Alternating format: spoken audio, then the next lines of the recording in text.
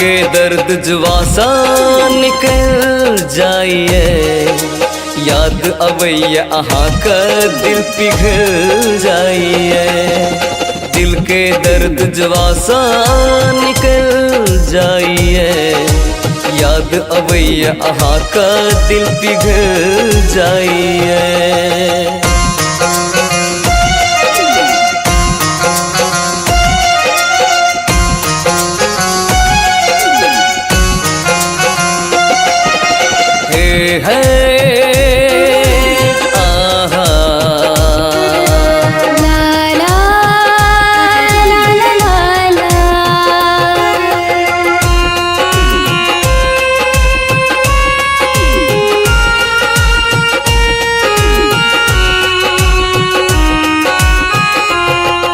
भरोसा तुरली हमर जीवन के कठिन मोर पर, दिल के तोड़ली हमर गेली जे पिंकी छोड़ कर।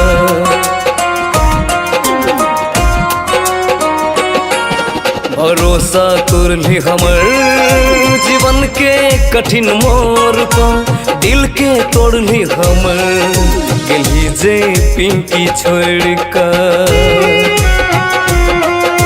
कोमल हमर दिल, कोमल हमर दिल पत्थर बनल जाइए, याद अवैया अहाँ का दिल पिघल जाइए।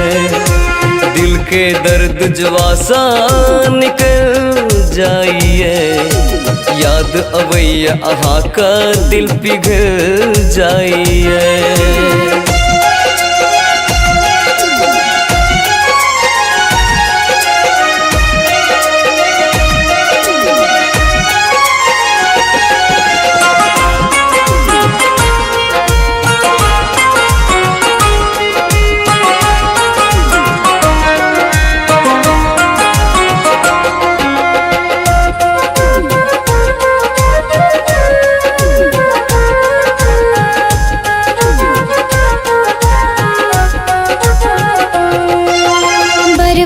कर का हमरा चल गेलो, ताना मारे जमाना खुशी का फूल तोड़ दिलो।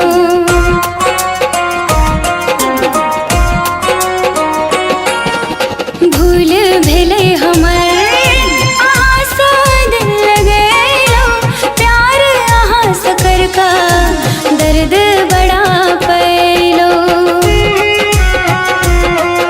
छुपावे चाहे छी आंसू तैयो निकल जाइया, याद अवैया अहाँ का दिल पिघल जाइया। दिल के दर्द जुबासा निकल जाइया, याद अवैया अहाँ का दिल पिघल जाइया।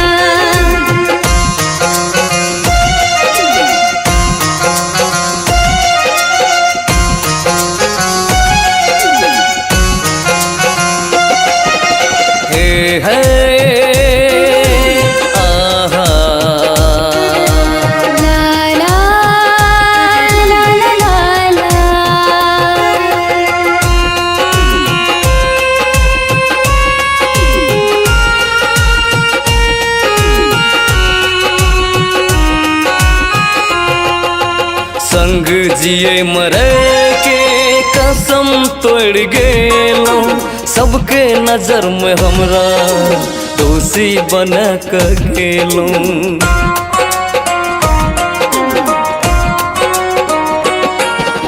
संग जिए मरे के कसम तोड़ गेलो, सबके नजर में हमरा दोषी बना के गेलो। दर्द मिलन एहन, दर्द मिलन एहन न सहल जाइए, याद अवैया अहाँ का दिल पिघल जाइए। दिल के दर्द जुवासा निकल जाइए, याद अवैया अहाँ का दिल पिघल जाइया। दिल के दर्द जुबासा निकल जाइया, याद याद अवैया अहाँ का दिल पिघल जाइए, दिल के दर्द जवासा निकल जाइए, याद अवैया अहाँ का दिल पिघल जाइए।